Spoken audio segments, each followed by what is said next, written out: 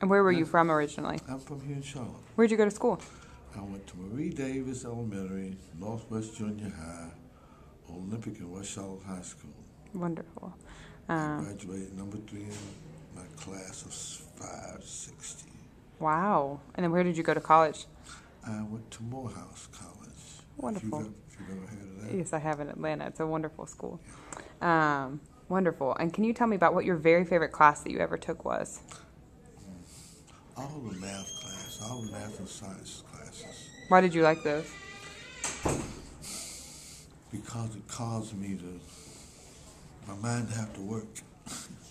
Uh-huh.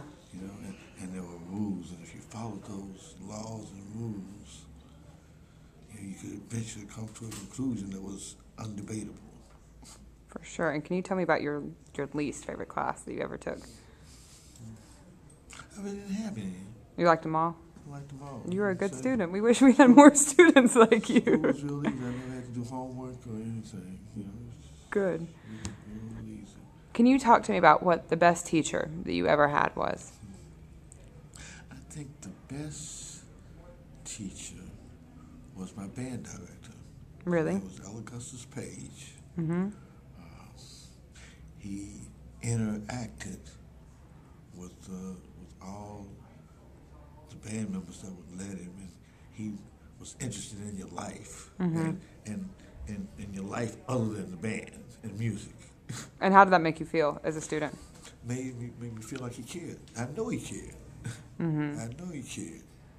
Big. You know, his wife had taught me in the 3rd grade. She was an excellent teacher. So when he met me, he already had high expectations. What was the teacher you felt like you learned the least from? A guy named Mr. Reddick. What was he like? He taught math. He was very distant. Mm-hmm. What do you mean by distant? He taught the class, and that was it.